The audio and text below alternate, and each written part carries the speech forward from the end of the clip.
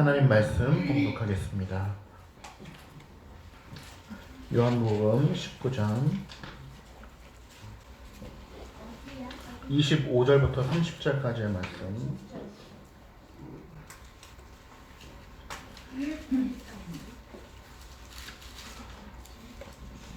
제가 봉독하겠습니다. 25절부터 30절까지의 말씀. 예수의 십자가 곁에는 그 어머니와 이모와 글로바의 아내 마리아와 막달라 마리아가 섰는지라. 예수께서 자기의 어머니와 사랑하시는 제자가 곁에 서 있는 것을 보시고 자기 어머니께 말씀하시되 여자여 보소서 아들이니이다 하시고 또 그 제자에게 이르시되 보라 내 어머니라 하신대 그때부터 그 제자가 자기 집에 모시니라. 그 후에 예수께서 모든 일이 이미 이루어진 줄 아시고 성경을 응하게 하려 하사 이르시되 내가 목마르다 하시니 거기 신 포도주가 가득히 담긴 그릇이 있는지라. 사람들이 신 포도주를 적신 해면을 우슬초에 매어 예수의 입에 대니 예수께서 신 포도주를 받으신 후에 이르시되 다 이루었다 하시고 머리를 숙이니 영혼이 떠나가시니라. 아멘. 30절 말씀 함께 읽겠습니다. 시작. 예수께서 신 포도주를 받으신 후에 이르시되 다 이루었다 하시고 머리를 숙이니 영혼이 떠나가십니다. 아멘. 기도하겠습니다. 하나님 아버지, 오늘 삼위 하나님의 말씀을 듣게 하심을 감사드립니다. 이 시간 말씀을 들을 때 우리의 심령이 반응하게 하시고 올바른 말씀을 듣고 깨닫게 하시고 주의 마음을 가지고 주의 영광을 배웁게 하옵소서. 말씀을 들은 대로 살기를 간절히 소망하는 참 믿음이 우리의 심령 가운데 발동하게 하옵소서. 예수님의 이름으로 기도드립니다. 아멘. 다 이루신 예수님이라는 제목으로 말씀을 전하겠습니다. 30절에 보니까 예수님께서 다 이루었다라고 말씀하시는 장면이 있고 아마 많은 분들께서 그 장면을 익히 기억하고 계실 것입니다. 무엇을 다 이루셨다는 것일까? 그 말씀이 우리에게 무슨 의미가 있을까? 우리는 그 말씀을 통해서 오늘 우리의 심령 가운데 어떠한 느낌과 감정을 가져야 될까? 무엇을 깨달아야 될까? 오늘 말씀을 통해서 우리 모두가 합당한 것들을 깨닫는 시간이 되기를 간절히 소망합니다. 지난 시간에는 그리스도의 대속의 죽음에서 하나님의 영광을 보지 못한다면 우리가 도대체 어디서 하나님의 영광을 볼 수 있겠습니까? 라는 말씀을 전했습니다. 하나님의 영광을 본다 라고 하는 주제는 요한복음뿐만 아니라 전 성경에 걸쳐서 일관되게 드러나는 주제이고, 하나님의 영광이라고 하는 것을, 하나님의 영광을 본다고 하는 것은 믿지 아니하는 자에게는 대단히 추상적이고 알 수 없는 것이지만 거듭난 자에게는, 하나님께서 그 믿음을 허락하신 자에게는 하나님의 영광을 본다는 것이 얼마나 거룩하고 위대한 일이며 또 엄청난 충격이며, 예수 그리스도를 믿는다는 것은 이 땅의 그 어떤 일보다도 가장 큰 충격이라고 했죠. 그래서 그리스도를 믿는 자는 믿지 아니할 때랑 믿을 때랑 확연히 달라져야 하는 것입니다. 믿을 때랑 믿지 않을 때랑 동일선상에 있다면 그것은 문제가 있는 것이죠. 수많은 교인들이 동일선상에 있기 때문에 이 땅 가운데 그리스도를 믿는다 하는 신자들이 마땅한 영향력을 행사하지 못하는 것입니다. 어떠한 기적, 이적, 문화, 역사 가운데서도 하나님의 영광을 볼 수 있지만 그것에 가장 으뜸되는 하나님의 영광은 바로 그리스도의 구속의 죽음이다. 십자가의 죽으심에서 우리가 하나님의 영광을 보지 못한다면 그 어디서도 하나님의 영광을 보지 못할 것이다 라는 말씀을 드렸습니다. 오늘은 예수 그리스도의 죽으심의 사건에서 또 여러 가지 부수적인 일들을 요한이 기록을 하고 있는데 25절에 보니까 바로 누가 십자가 곁에 있었는가 라고 하는 것을 기록하고 있는 것이죠. 25절을 한번 같이 읽어보겠습니다. 시작. 예수의 십자가 곁에는 그 어머니와 이모와 글로바의 아내 마리아와 막달라 마리아가 있는지라. 자, 읽어보시면 아시겠지만 그 어머니라고 하는 것은 누구를 의미하는 것이죠? 예수님의 육신의 어머니 마리아를 얘기하는 것입니다. 자, 첫 번째 마리아. 자, 그 다음에 그 이모라고 적혀 있습니다. 이모니까 이름이 또 뭐겠어요? 예, 마리아로 불릴 것입니다. 또 글로바의 아내 마리아라고 나와 있는데 이제 원어에 보면 사실 글로바의 아내, 아니 글로바의 마리아인데 이제 아내라고 번역이 되었네요. 글로바의 마리아, 세 번째 마리아. 그 다음에 막 달라고 하는 누구죠? 막달라 마리아가 네 번째 있습니다. 다 이름이 뭔 것 같아요? 마리아 네 명이 지금 십자가 곁에 서 있습니다. 네, 이것은 제가 웃자고 기억하기 쉽게 말씀드린 것입니다. 그리스도께서 하나님 아버지에 대한 본분, 하나님께서 명령하신 것을 순종함으로 그리스도의 십자가의 죽음을 지금 순종하고 계신 상황입니다. 죽어가고 계신 상황이시죠. 그런데 이 상황 속에서 자신의 육신의 어머니에 대한 본분도 소홀히 하지 않으셨다라는 것을 요한이 오늘 기록하고 있다는 것입니다. 요한은 기록할 게 많았을 것입니다. 물론 성령의 감동하심으로 하나님의 말씀을 적어가고 있는 이 시점에 적어야 될 것이 많고 예수님의 어떤 이 상황을 묘사해야 될 것이 많음에도 불구하고 오늘 그분께서 육신의 어머니이신 마리아에게 하는 일을 적어놓고 있다는 것입니다. 우리는 내 부모를 공경하라라고 하는 10계명의 계명을 매주 읽고 있고 또 잘 기억하고 있습니다. 또한 그것을 실천하기를 간절히 원하는 심령으로 살고 계신 줄 믿습니다. 거기서 내 부모라고 하는 것은 육신의 부모뿐만 아니라 확장적으로는 자녀, 그 모든 인간관계를 이야기하는 것을 또 말씀드린 적이 있습니다. 예수 그리스도께서 육신의 어머니이신 마리아에게 어떻게 하는가? 예수님께서는 분명히 하나님께서 그에게 허락하신 소명을 이루고자 하는 데 있어서는 그 어떤 것도 다 잊어야만 하는 완전한 순종을 가지고 계신 분이시죠. 그럼에도 불구하고 이 상황 속에서 그 육신의 어머니에 대한 본분도 소홀히 하지 않으셨다라는 사실이 우리에게 굉장히 큰 감동과 충격적인 일로 다가와야 하는 것입니다. 하나님에 대한 본분과 사람에 대한 본분을 어떤 식으로 행해야 되는가에 대해서 예수님께서는 몸소 보여주고 계시기 때문입니다. 만일 하나님께서 우리를 어떤 일로 부르시는데 또 다른 일로 가족들이, 아내가, 남편이, 자식이, 부모가 나를 부른다면 우리는 어떻게 해야 되겠습니까? 하나님께서 부르신 일이 있고 가족이 또 다르게 나를 부르고 있는데 그 두 가지를 다 만족시킬 수 없다면 어떻게 하는 것이 옳겠습니까? 단연 하나님의 명령을 우리가 먼저 듣고 그분의 말씀을 따르는 것이 맞는 것입니다. 하나님과 가족을 동등하게 놓고 볼 수는 없는 것이죠. 신학을 자유롭게 해석하는 사람들은 이런 이야기도 합니다.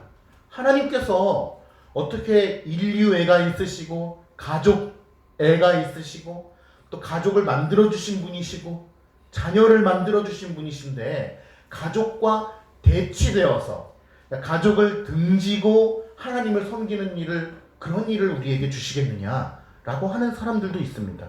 예를 들면 그런 거죠. 전도한답시고 가족은 내팽겨치고 돌보지 않는, 목회한답시고, 표현이 좀 그런가요? 목회를 하는 일을 우선으로 여기면서 가족을 돌보지 않는 그런 수많은 일들을 아마 많이 보셨을 것입니다. 그리스도의 일을 감당한다고 하면서 가족은 나몰라라 하는 그런 일들을 보면서 하나님은 절대 그러신 분이 아니시다라고 인본주의적인 해석을 하는 경우가 있다는 것입니다. 그것은 맞는 말이기도 합니다. 왜냐하면 하나님은 가족을 사랑하기를 원하시거든요.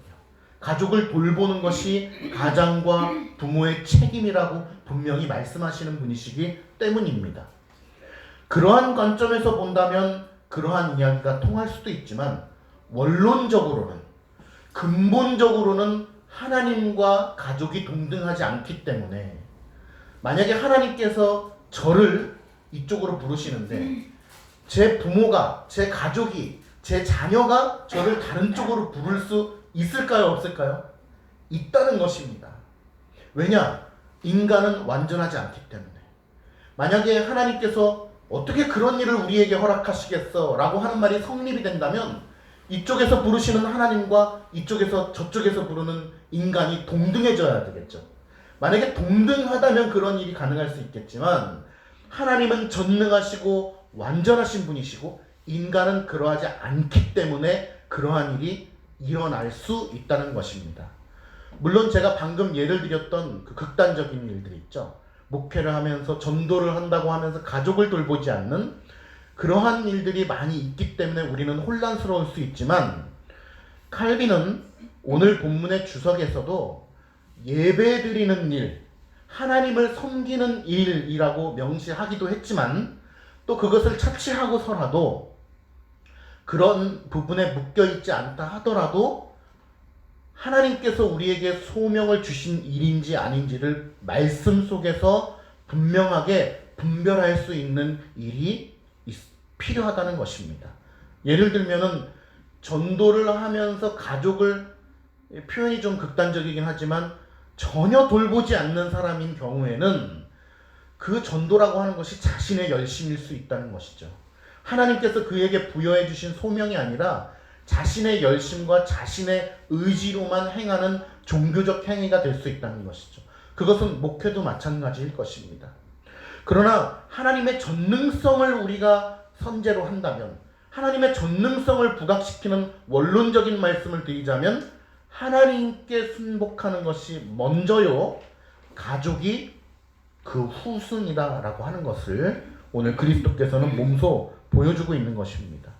그리스도께서는 오늘 하나님께서 자신에게 명령하신 십자가의 죽음을 완전히 행하시고 순종한 이후에 자신의 육신의 모친인 마리아에 대한 본분을 다하고 있는 것을 우리에게 보여주고 있는 것입니다. 요컨대 하나님께 예배하고 섬기는 일에 우선순위를 두어야 할 것이고 그런 후에야 힘이 남는 한에서 최선을 다하여 사람들에 대한 본분을 이행해야 되는 것입니다. 10계명에 보면은 제1계명부터 4계명까지가 하나님에 대한 것이고 5계명부터 10계명까지가 사람에 대한 것이다 라고 우리가 분류를 하곤 합니다. 그런데 그 1계명부터 4계명, 10계명까지의 계명이 얼핏 보면 상충되는 듯이 보이지만 실제로는 그렇지 않습니다. 왜냐하면 하나님을 예배하는 것을 우선순위로 삼고 사람에 대한 것을 후순위로 삼는 것이 맞기 때문입니다. 1계명부터 우리가 10계명까지 배우지만 1계명이 가장 중요합니다. 물론 다 중요하지만 왜냐하면 1계명을 지키지 않으면 2계명을 지킬 수 없기 때문입니다.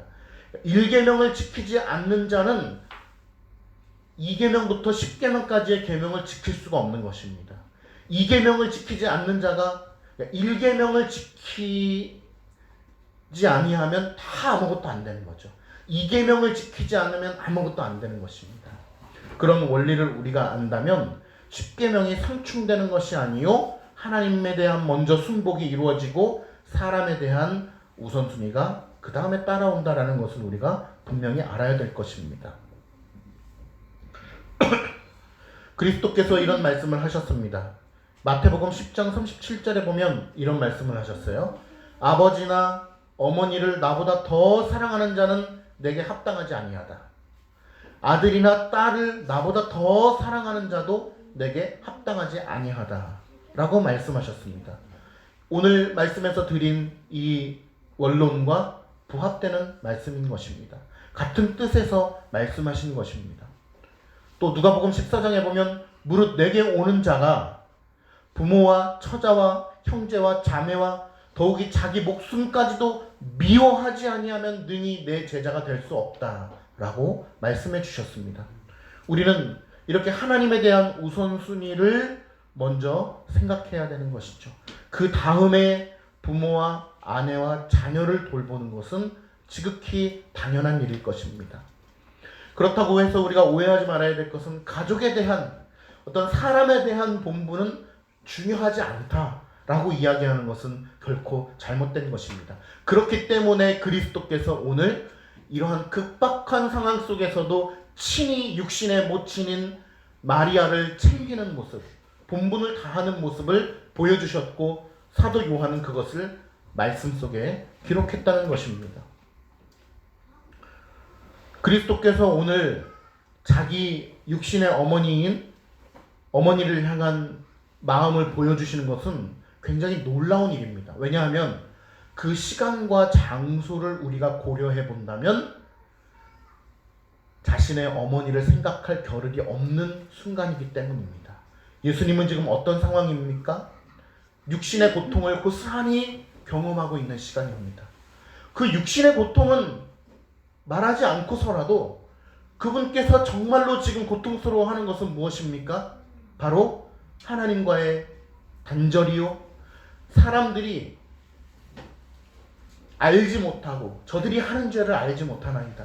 알지 못하지만 하나님이신 예수 그리스도를 처참하게 능멸하고 침뱉고 욕하고 하나님을 망령되이 일컫는 그 신성 모독의 현장에서 그리스도의 마음이 자신의 아버지, 하나님 아버지께서 욕을 먹고 있는 그러한 처참한 환경에서 그분이 느끼시는 슬픔은 이루 다 말할 수 없을 것입니다. 그분의 육신의 고통과는 비교할 수 없을 정도로 그의 마음은 찢어지고 우리가 감히 상상할 수 없는 영원한 슬픔일 것입니다. 그 슬픔 속에서, 그 영원한 사망을 마주대야 하는 하나님과의 단절, 그 상황 속에서, 또한 마귀와의 사투 속에서 그분은 어머니인 마리아를 걱정하는 마음을 표현하셨다는 것입니다. 이러한 본문을 통해서 혹여나 마리아 숭배 사상으로까지 가지 않기를 바랍니다. 이러한 본문 속에서 우리가 인간적인 감정만을 충분히 투영한다면 충분히 마리아 숭배 사상이 될 수 있는 것입니다. 왜냐? 그 어머니의 그 마음이 어땠을까? 우리는 또한 부모를 공경하라고 했을 때 그 10계명의 계명이 무슨 의미인지를 예수님의 보여주신 이 몸소 보여주신 상황을 통해서 알게 되는 것이죠. 한 제자를 지명하여서, 요한이죠, 자신의 어머니를 돌봐달라고 부탁하셨습니다. 그러므로 부모를 공경하는 것은 마음으로, 생각만으로 하는 것이 아니요, 실제적인 것들을 통하여 최선을 다해야 하는 것임을 예수 그리스도께서 보여주셨습니다. 이 상황에서 여기에 따라온 여인들, 누구죠? 어머니 마리아, 이모 막달라 마리아, 글로바의 마리아, 이 4명의 여인들의 믿음도 우리가 살펴볼 필요가 있는데, 이 상황에 제자들이 있었습니까? 없었습니다. 그런데 이 여인들은 십자가의 죽음의 현장까지 따라와서 예수님을 흠모하며 그분의 죽음을 슬퍼하고 있었다는 것입니다. 그 믿음은 참으로 대단하다, 이런 생각이 듭니다. 왜냐하면 평소에 참된 믿음으로 훈련되어지지 않았더라면 이러한 일을 감당할 수 없었을 것입니다. 요한도 역시 마찬가지입니다. 요한도 믿음이 많이 사그라들었던 모습을 많이 보이지만 이 십자가 현장까지 예수 그리스도를 따라왔다는 것은 그만큼 믿음의 준비가 되어 있는 것입니다. 여러분, 우리에게 고난이 닥치기 전에 충분히 믿음으로 단련되어야 함을 믿습니다. 늘 깨어 기도해야 함을 믿습니다. 올바른 말씀과 교리로 우리의 신앙이 무장되어야 함을 믿습니다. 운동선수가 운동 경기에 나가기 전에 충분히 그 몸을 단련하고 근육을 키워서 나가지 않는다면 그 운동 경기에서는 근육이 파열되고 말 것입니다. 뛰지도 못하고 지쳐 쓰러지게 될 것입니다. 그러나 충분히 훈련한 국가대표가 그 선발전에 나갔을 때, 대회에 나갔을 때 능히 그 근육이 그 달리기를 이겨낼 것이고 숨찬 호흡을 이겨낼 것이고 극한의 상황 속에서도 능히 이겨내고 끝난 뒤에는 회심의 미소를 지을 수 있는 것처럼 신앙의 완주도 마찬가지인 것입니다. 우리는 평소에 늘 깨어 기도하며 말씀으로 우리의 신앙을 무장해야 되는 것입니다. 그러지 않는다면 급박한 상황에서 경기에 나갔을 때, 물론 우리의 인생 자체가 경기라고 말씀을 드렸지만 더 큰 고난이 왔을 때 우리는 이겨낼 힘이 없이 쓰러질지도 모르기 때문입니다. 26절에 보니까 예수님이 이렇게 말씀하셨어요. 예수님께서 자기의 어머니와 사랑하시는 제자가 곁에 서 있는 것을 보시고 자기 어머니에게 말씀하셨어요. 여자여 보소서 아들이니이다. 이것이 마리아에게 얼마나 또 위로가 되었을까 그런 생각을 해봅니다. 이제 아들의 본분을 다 할 수 없는 그리스도께서 죽어가시면서 제 대신 아들 노릇을 할 자가 여기 있나이다 라고 어머니에게 이야기하는 것이죠. 또한 그 다음 절에 보면 요한에게도 말하죠. 보라 너의 어머니다 라고 말씀하신 것도 동일한 의미입니다. 자기 어머니 마리아를 잘 돌보고 부탁한다고 말씀하시는 것이죠. 어떤 사람들은 이 상황에서 여자여라고 부른 것에 대한 의미를 막 부여를 합니다. 어떻게 알고들 계셔요? 이런 거 들어보시지 않으셨어요? 어머니에게 이제 마지막으로 떠나니까 더 이상 상처를 주지 않기 위해서 일부러 차갑게 대하기 위해서 어머니라고 부르지 않고 여자여라고 불렀다라는 것입니다. 근데 그 말도 굳이 반드시 아니다 라고 이야기할 필요까지는 없는 것 같아요. 그러나 더 정확한 해석은 바로 이것인데 칼빈 선생께서 말씀하신 것입니다. 해석한 것입니다. 제가 의역을 해서 한번 읽어드려 볼게요. 어머니, 저는 이제 인간으로 살아왔던 삶의 모든 여정을 마치고 완전히 하나님의 아들로서의 삶을 살아가기 위하여 천국으로 들어갈 준비를 합니다.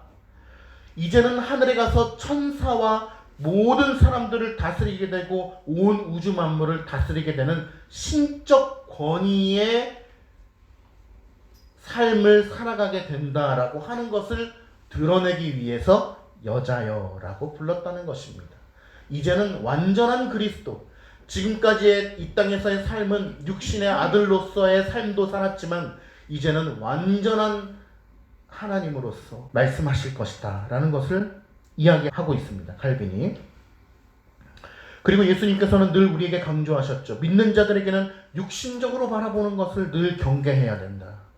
늘 상황을 바라볼 때 늘 인간적인 관점으로 바라보는 것을 경계해야 된다. 그러므로 그리스도께서 이제 죽음을 목전에 둔 지금의 더욱더 필요한 말씀을 그 여자여라고 하는 한마디로 요한과 제자들에게 말씀하고 있는 것입니다.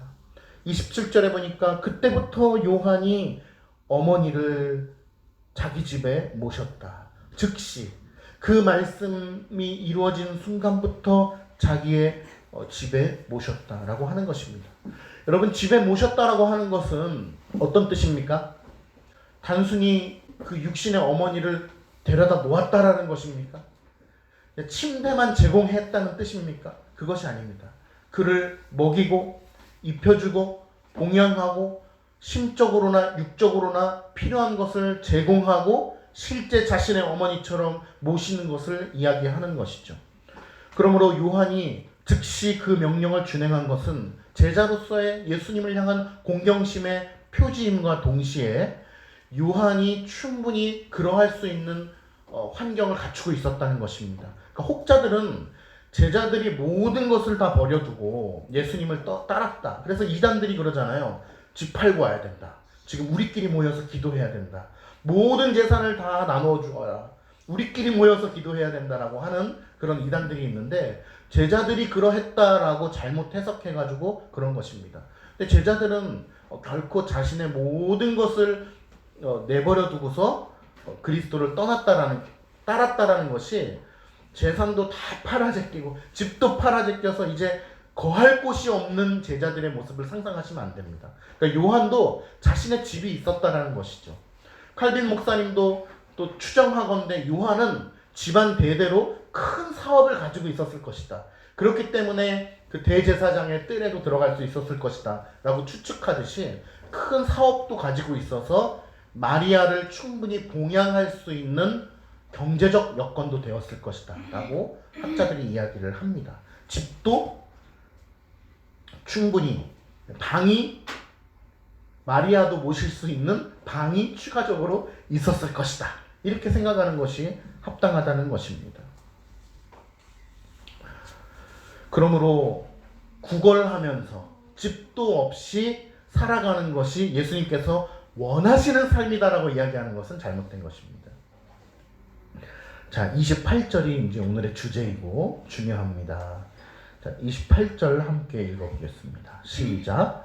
그 후에 예수께서 모든 일이 이미 이루어진 줄 아시고 성경을 응하게 하려 하사 이르시되 내가 목마르다 하시니. 자, 모든 일이 이미 이루어진 줄 아시고.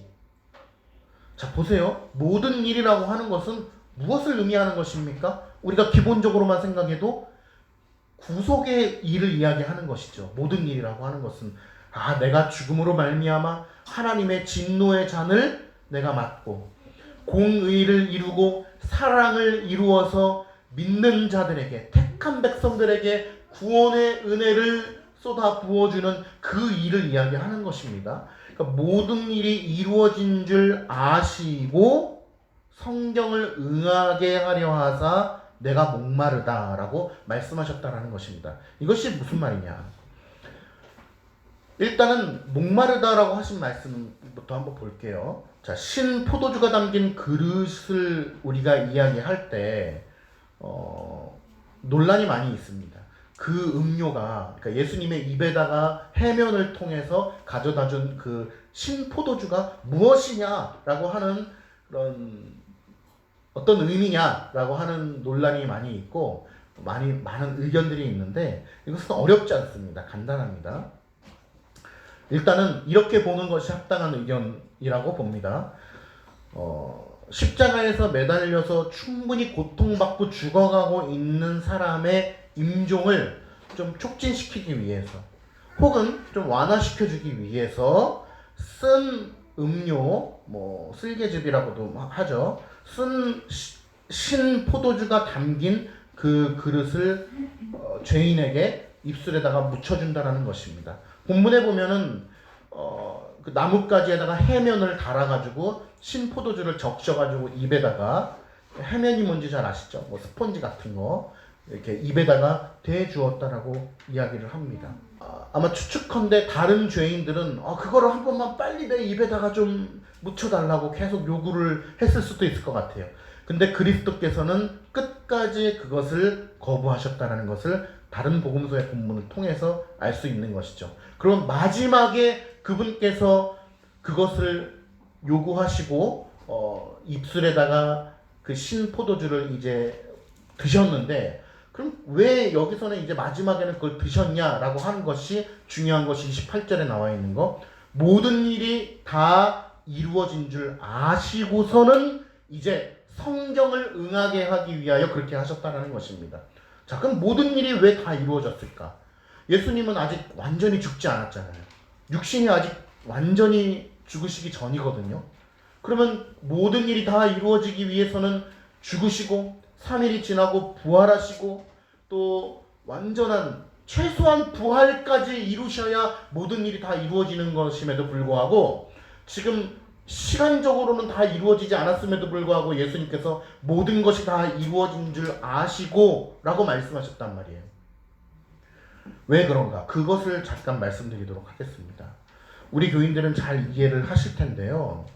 한마디로 얘기하면 예수 그리스도의 영원성의 관점을 가지고서 그렇게 말씀하시는 것입니다. 이제는 하나님께서 진행하시는 그 구원의 역사, 그리스도께서 죽으시고 그분께서 장사되시고 그분께서 3일 만에 부활하시는 하나님의 역사를 이제는 누구도 막을 수가 없는 것입니다. 이제 십자가에서 죽어가고 계시기 때문에, 고통과 슬픔 가운데 죽어가시기 때문에 하나님의 뜻을 막을 수 있는 자는 아무도 없다라는 것을 그리스도께서 천명하시는 것이죠. 또한 그분의 뜻과 계획은 누구도 막을 수 없다. 그분의 하나님의 섭리의 진행 과정은 누구도 변할 수 없다라는 것을 자신의 입으로 천명하고 계신 것입니다. 또한 그가 마지막까지 그 신포주들을 입에 대지 않고 모든 것을 다 이루었을 때 그것을 요구하시고 입에 대신 이유는 바로 완전한 하나님의 구속이 이루어질 때까지, 공의가 만족되고 대속이 이루어지기 전까지는 그 고통을 떨쳐버릴 생각이 없으셨기 때문인 것입니다. 그러니까 요컨대 모든 것을 완전히 다 이루신 이후에 이제 내가 목마르다 라고 말씀하셨다는 것입니다. 온전한 순종의 모델을 보여주고 계신 것이죠. 또한 영원성의 관점 속에서 모든 것이 다 이루어지고 있는 하나님의 섭리를 그리스도의 입술을 통하여서 모든 것이 이루어진 줄 아시고 라고 말씀하고 있는 것입니다. 자, 그러면 우리는 이해하기 힘든 부분이 하나 또 있는데, 그것은 바로 성경을 응하게 하려 하사라고 하는 부분입니다. 예수님께서 실제로 목이 마르셔서 그 해면을 내 입술에다가 갖다 대달라라고 말씀하시는 것은 이해가 됩니다. 그런데 성경을 응하게 하기 위하여 왜 굳이 일부러 그렇게 하시는가라는 질문이 우리 안에 있을 수 있다는 것입니다. 다른 복음서 기자들이 보도한 것들을 우리가 살펴보고 또 요한복음만 보더라도 우리는 이 장면이 어디에 예표되어 있다는 것을 쉽게 알 수 있는데요. 그것은 시편, 우리는 쉽게 알 수 없지만 유대인들은 쉽게 알 수 있는데요. 시편을 달달 외우신 성도님들은 쉽게 알 수 있겠죠. 시편 69편 21절에 보면 이런 말씀이 있어요. 다윗이 고백한 건데요. 그들이 쓸개로 나의 음식물을 주며 목마를 때는 초를 마시게 하였다. 이게 무슨 뜻이냐면 실제로 쓸개를 먹었다라는 표현이 아니고 은유적인 표현으로서 다윗이 내가 고통당할 때 그것을 위로해주고 격려해주기는커녕 더 비난하고 더 나를 공격함으로 쓸개로 나의 음식물을 주었다라고 표현하고 있는 것입니다. 은유적인 표현이죠. 상징적인 표현인 것입니다. 자신의 고통이 배가 되었다라는 것을 상징적으로 드러내고 있는데, 여러분 잘 아시다시피 다윗은 누구를 예표하는 인물입니까? 그리스도를 예표하는 인물입니다. 다윗의 자손 호산나 예수요. 여러분 다윗의 자손에서부터 그리스도가 나왔고 그분이 바로 메시아라는 것을 다윗의 이 예언을 통하여서, 이 다윗의 기록을 통하여서 자신이 그리스도임을, 메시아임을 천명하고 있는 것입니다. 성경을 응하게 하려 하사. 자, 보세요. 시편의 이 말씀을 익히 알고 있는 유대인들이 그 장면을 보면서 어떻게 생각해야 옳습니까? 허걱, 저자가 바로 우리 조상 다윗이 이야기했던 그 메시아란 말인가? 그 상징적으로 얘기했던 그것이 정말 이 순간에 이루어지고 있는 것이란 말인가? 라고 생각을 하는 것이 마땅하다는 것입니다. 그러므로 오늘 성경을 응하게 하려 하사 내가 목마르다 라고 말씀하신 것은 자신이 다윗의 자손에서부터 나온 하나님의 아드님이신 메시아라는 것을 확증함과 동시에 그것을 바라보고 있는 유대인뿐만 아니라 이 말씀을 읽고 있는 저희들에게 믿음의 확신을 견고하게 하시기 위하여서 그 말씀을 하시고 해면을 입술에 대셨다는 것입니다. 그러니 얼마나 감사합니까?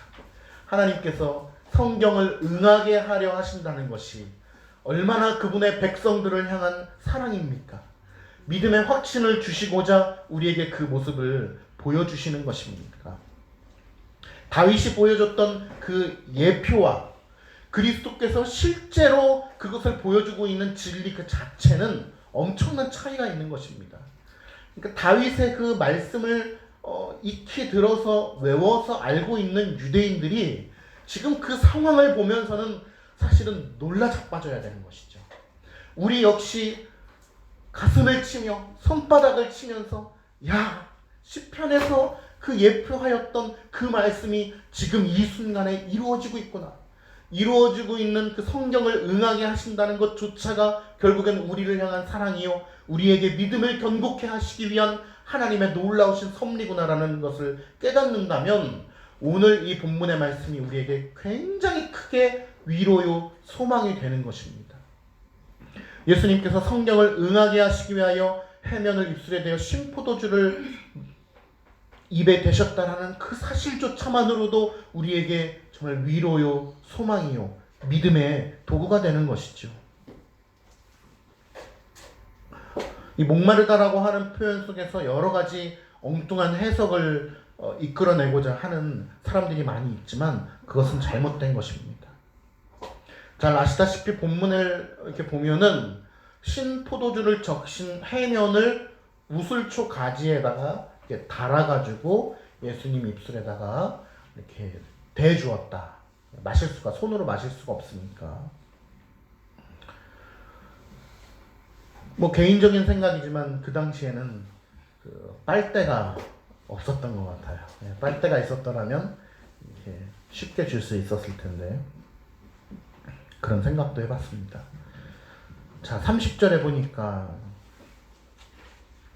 예수께서 신포도주를 받으신 후에 이르시되, 자, 아까 29절에서는 뭐라고 했습니까? 28절에서는 모든 일이 이루어진 줄 아시고 이렇게 하셨다. 30절에 보니까 자, 이르시되 다 이루었다 라고 말씀하십니다.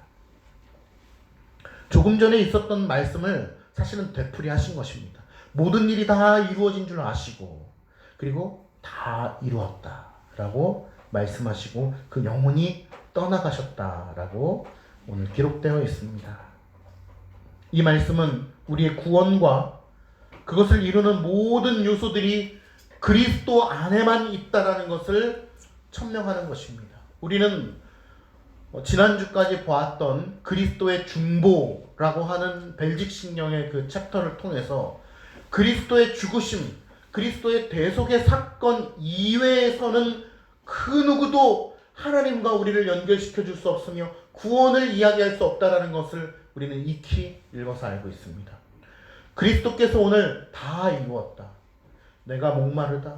입에 대시고 다 이루었다라고 말씀하시는 것은 무엇입니까?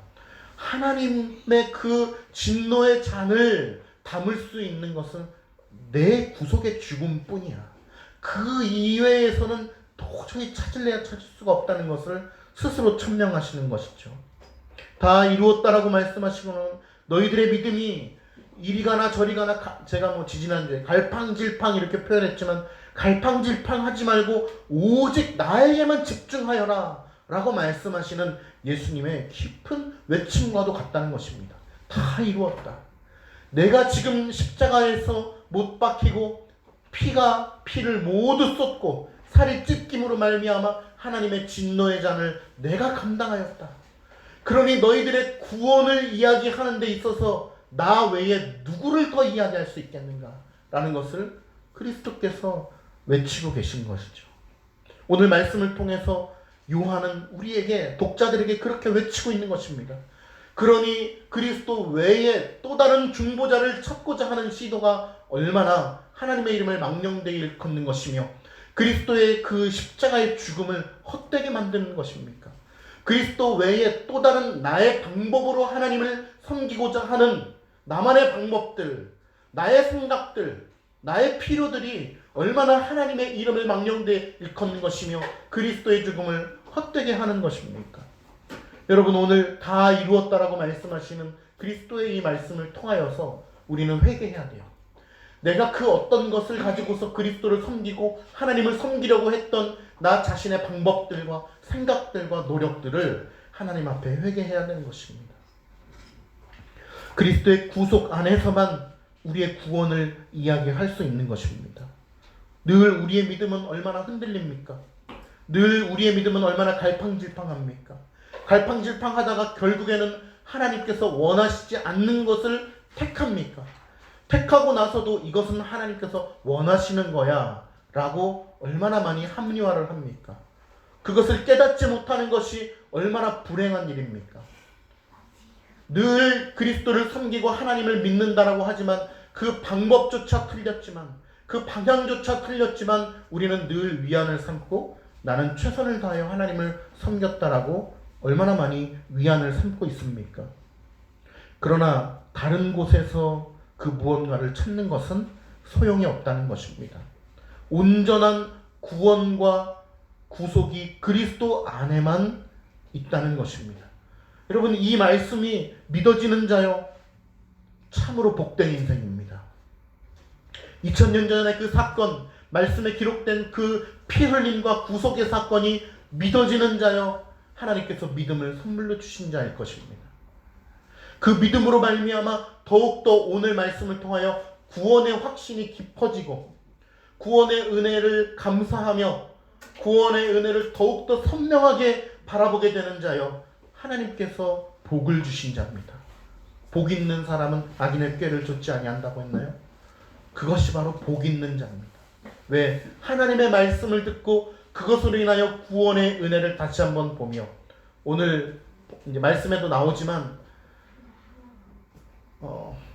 중생의 거듭남의 그 향기로운 영적인 아름다움을 쫓아가는 사람이기 때문에 그렇습니다.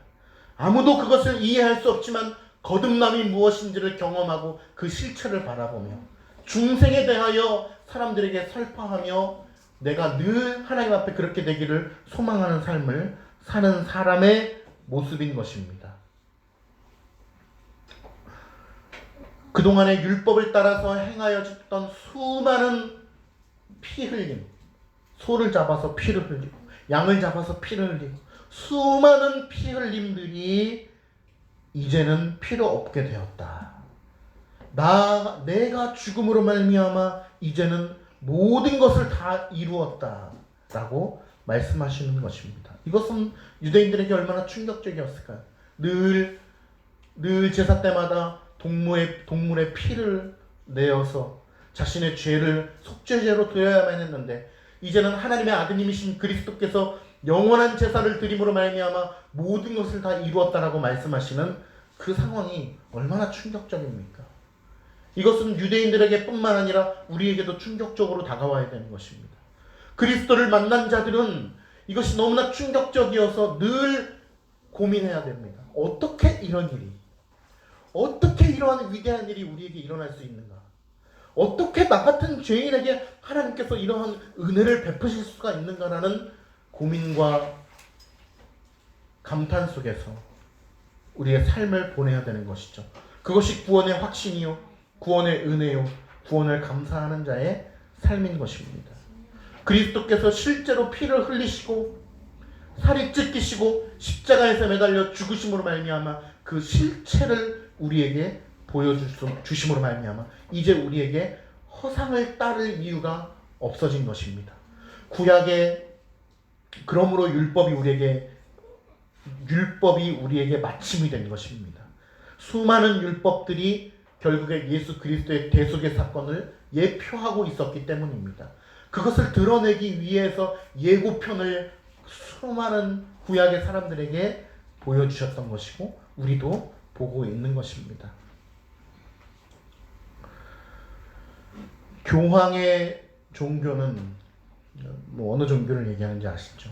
교황의 종교는 이 오직 한 가지 구원의 방법만을 찾아내는 것을 거부합니다. 이 한 가지만 이야기하는 것을 싫어합니다. 너무나 답답해. 그러므로 또 다른 방법들을 통하여서 가증스럽게도 신성모독을 하고 있는 것이죠. 잘 아시다시피 WCC 같은 그러한 곳에 가입이 되고 활동함으로써 그러한 기도문들이 있죠. 하나님 아버지 부처님 산신령이시여, 이런 기도문들을 함께 읽고 있는 것입니다. 개신교라고 안 합니까? 얼마나 많은 교단이 그곳에 참여를 하고 함께 그 기도문을 낭독하고 있습니까? 과연 우리가 그렇게 해줘야지 그들을 전도할 수 있다라고 하는 변명이 하나님 앞에서 통할지, 그것은 안 봐도 뻔한 것이죠. 그리스도의 죽음을 또다시 기념하고 또다시 죽이는 그러한 미사를 통하여서 늘 제사를 드리는 그러한 모습들이 얼마나 가증스러운 일입니까? 그러므로 늘 성찬식을 할 때마다 그것이 본질적으로 예수 그리스도의 살이요, 본질적으로 예수 그리스도의 피라고 외치는 그들의 삶이 얼마나 가증스러운 것입니까? 그리스도의 죽음을 완전치 못하라고 매주마다 증명하고 있는 꼴이 되는 것입니다. 그리스도께서는 미사를 드리라는 명령을 하신 적이 없으며, 더 중요한 것은 두 번째는 자신을 단번에 제물로 드리신 후에 모든 것이 다 이루어졌다라고 본인께서 직접 말씀하셨다는 것입니다. 모든 것이 다 이루어졌기 때문에 우리는 그를 믿는 믿음으로 말미암아 그분을 붙잡고 가는 것이죠. 만약에 모든 것을 다 이루신 것이 아니면 우리는 여전히 이 자리에서 양의 목에 칼을 들이대야 될 것입니다. 말씀을 마무리하려고 합니다. 영혼이 떠나가시니라.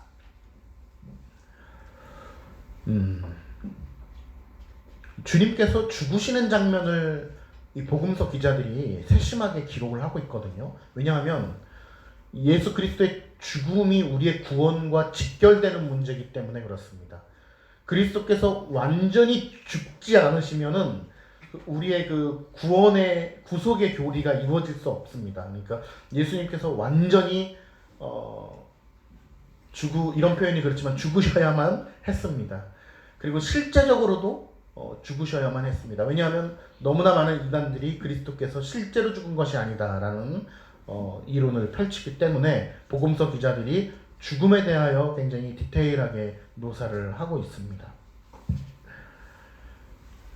우리가 생명에 대한 확실한 소망을 갖고 죽음에 대한 두려움 없는 승리를 갖게 되는 것은 바로 그분께서 우리의 죄를 대신하여 죽으셨기 때문입니다. 우리의 죄를 대신 뒤집어 쓰셔서 죽으셨기 때문입니다. 그러므로 그리스도를 믿는 자는, 즉 택하신 백성은, 믿는 믿음으로 말미암아 하늘나라의 소망을 가지고 있는 자들은 죽음이라고 하는 것이 단순히 두려움으로 다가오진 않습니다. 왜냐하면 나의 죄를 그리스도께서 담당하셨기 때문입니다. 나의 죄의 문제를 그리스도께서 전가받으셔서 나의 죄의 문제를 해결해 주셨기 때문에 그렇습니다. 그 죄의 문제의 실체와 분명한 이유를 알고 있는 자는 우리의 죽음의 문제에 대하여서 막연히 슬퍼하진 않습니다. 왜냐하면 우리가 어디로 갈지 알기 때문입니다. 그러나 택하지 않은 백성들은, 믿지 않는 백성들은 끝까지 자기가 어디로 가게 될지 알지 못합니다.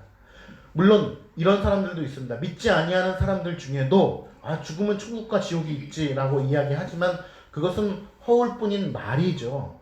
실제로 아는 것은 아닙니다. 그러나 참된 중생을 경험한 백성들은 자기가 어디로 갈지를 분명하게 알고 있습니다. 그렇기 때문에 죽음이 인간적인 슬픔은 있을 수 있지만 막연한 두려움은 아닌 것이죠. 왜냐하면 내가 어디로 가게 될지 분명하게 알기 때문입니다. 하나님께 우리의 영혼을 위탁하기 때문입니다. 우리는 죽음을 맞이할 때 주여 내 영혼을 받으소서. 여러분 죽을 때에 주께서 그 아버지의 손으로 우리의 영혼을 받아주신다면 그 이상의 어떤 소망이 있을 수 있겠습니까?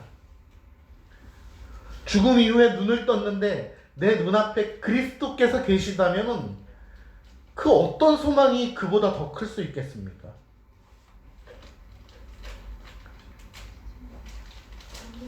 우리가 사용하는 영혼이라고 하는 단어는 불멸의 영혼이라는 것을 잘 알고 계시죠.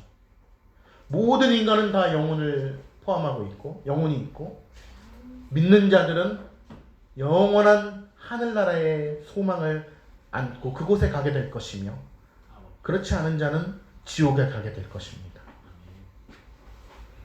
카톡에도 공유했지만 사무엘 러더포드 목사님의 글을 요약해서 여러분과 나누면서 오늘 설교를 나누려고 합니다. 마치려고 합니다.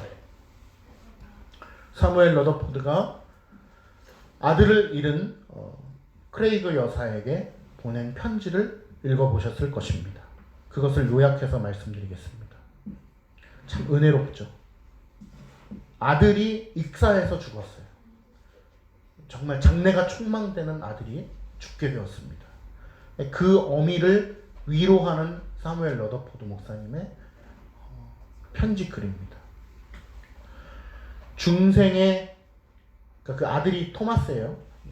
토마스는 살아생전에 중생의 영적인 향기로움과 단어들을 잘 묵상해 보세요. 거듭난 거예요. 이미 주 안에서 거듭난 중생의 영적인 향기로움과 부활의 소망을 본 목격자다. 나는 토마스가 그러한 삶을 사는 것을 보았다. 당신의 아들이 부활의 소망을, 우리는 너무나 추상적이잖아요. 믿지 아니하는 자들에게는. 그런 부활의 소망을 본 목격자라는 것을 나는 알고 있다는 것입니다. 죽음이라고 하는 것은 거룩하고 흠없는 주님의 작정 가운데 정해진 일이다. 그냥 어떻게 하다가 죽은 것이 아니라 거룩하고 완전하시고 영원하신 하나님의 작정 가운데 정해진 일이 이루어진 것이므로 너무 슬퍼하지 말길 바랍니다. 또한 토마스는 싸움의 위험을 이제 벗어났으니 완전하고 영화로운 공간에, 영화로운 곳에 들어갔으며 영화롭게 되었다. 그러므로 너무 슬퍼하지 말길 바란다. 토마스의 죽음은 어제나 혹은 작년에 정해진 것이 아니고 옛날 옛적부터 태초부터 하나님의 뜻 가운데 정해진 것이므로 누가 그 지식을 하나님께 가르칠 수 있겠는가? 하나님께서 태초에 그분의 기쁘신 뜻 가운데 이루어진 것이므로 우리가 너무 슬퍼하면 안 된다. 지혜로우신 하나님께서 그렇게 작정하신 것이다. 그는, 아들 토마스는 부름을 받은 것이지 버림을 받은 것이 아니다. 땅에서는, 우리는 또 땅에서 어떤 모습으로 죽었느냐에 따라서 슬픔이 많이 달라지잖아요. 그런데 토마스는 익사했잖아요. 땅에서는 어떠한 모습으로 죽든지 천국에 이르는 것은 모두가 다 동일하다는 것입니다. 그러니 너무 슬퍼하지 말라는 것입니다. 이것이 너무나 우리에게 소망이 되는 편지인데요.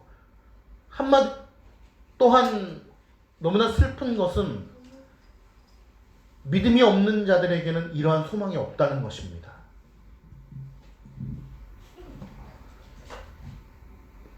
만약에 이 크레이그 여사의 아들이 죽었는데 그 아들이 사실은 믿음이 없어요. 거듭나지 못했어요. 그렇다면 이러한 위로가 위로도 되지 않을 뿐더러 위로도 할 수 없는 것이죠. 이러한 소망을 품을 수가 없는 것입니다.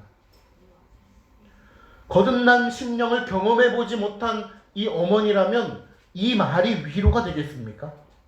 위로가 안 되는 것이죠. 그러니 우리가 믿음을 선물로 받고 이 땅 가운데 믿음 안에서 중생하는 것이 얼마나 중요한 일이며 모두는 다 죽게 될 터인데, 믿는 자나 믿지 않는 자나 죽게 될 터인데 우리가 결국에는 죽음을 향하여 걸어가고 있는 것 아니겠습니까? 그러한 인생의 여정 가운데 이러한 믿음을 참되고 올바르게 우리의 심령 가운데 새기는 것이 얼마나 중요한 일입니까? 이거보다 더 중요한 일이 어디 있겠습니까? 저는 이 바이러스 국가적인 이런 사태 속에서도 정말 더 이러한 믿음을 가져야 되겠다라는 다짐을 하게 됩니다. 이번 주에 굉장히 반향을 일으켰던 그 다큐멘터리 중에 죽은 자녀를 VR로 보는 그런 방송을 아마 보셨을 것 같아요. 정말 저 역시도 너무나 슬퍼서 몇 분을 볼 수가 없을 정도로 정말 가슴이 무너져 내리고 너무나 슬펐어요. 그런데 그 슬픔에서 끝나는 것이 아니고 더 나아가서, 야, 그래, 정말 이러한 복음으로 가득 차서 중생의 은혜와 하늘나라에 대한 소망이 없다면 이 슬픔을 우리는 어떻게 이겨낼 수 있을까? 가족 간의 그 생이별, 특별히 자녀를 먼저 보낸 그러한 아픔을 겪으신 분들이 우리 주변에도 한 분씩은 있으시잖아요. 그 슬픔을 토마스처럼 중생의 영적인 향기로움과 부활의 소망을 본 목격자라고 하는 위로가 아니고는 그걸 우리가 어떻게 이겨낼 수 있을까? 야, 이거는 인간으로서는 감당할 수가 없다. 그러나 그리스도께서 우리에게 부어주시는 이러한 중생의 은혜와 하늘나라의 소망이라면, 그래, 지금은 너무 슬프지만 이겨낼 수 있겠다. 우리 교회를 후원해 주시는 어떠한 목사님 부부가 계신데, 그 목사님 부부도 그 아이를 초등학교 5학년 때 보낸 가정이에요. 근데 그 아버지는, 그러니까 지금은 목사님이 되셨죠.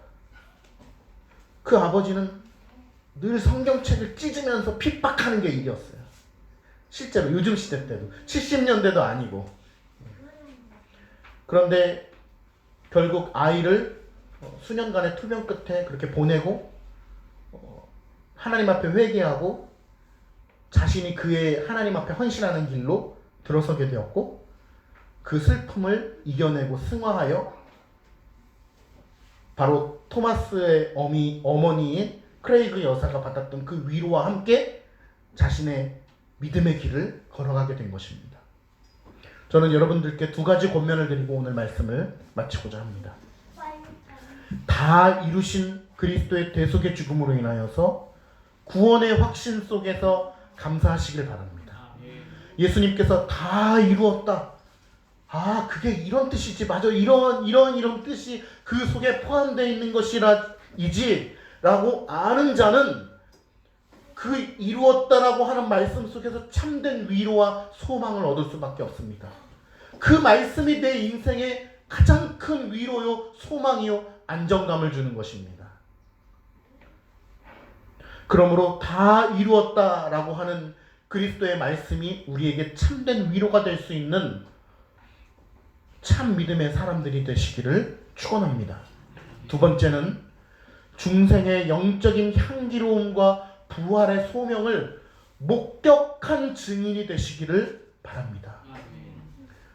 야, 그렇게 추상적인 말 속에서 어떻게 내가 그걸 볼 수가 있겠는가 라고 생각하는 불행한 일이 없기를 바랍니다. 야, 그거 알아요. 중생, 주 안에서 거듭나는 거, 그 향기로운 영적인 삶 속에서 살아가는 것, 이 땅에 그 어떤 고통이 있을지라도 주님께서 우리에게 구원의 은혜를 선물해 주심으로 말미암아 우리가 거듭나게 된 것, 그거 알아요. 나의 이제 영적인 안테나가 세상을 향해 있는 것이 아니요 하나님의 말씀을 향해 있습니다. 물론 나의 삶은 여전히 부족하고 잘 말씀대로 사라지지 않지만 그렇게 살기를 간절히 원하고, 말씀에서 옳다라고 하는 것에 관심이 있고, 말씀에서 하라고 하는 것에 관심이 있고, 말씀에서 명령하시는 것에 내 모든 세포와 집중이 거기에 가 있습니다. 주님, 그렇게 되기를 간절히 소망합니다라고 하는 그 거듭난 심령을 소유한 자가 되기를 소망합니다. 또한 부활의 소망을 보는, 맛보는 목격자가 되심으로 말미암아 이 땅 가운데 그 어떠한 고난이 올지라도, 핍박이 올지라도 믿음의 시련 속에서 그러한 것들을 잘 이겨내셔서 하늘나라의 소망을 품고 믿음의 발걸음을 가는 저희들이 되기를 간절히 소망합니다. 기도하겠습니다.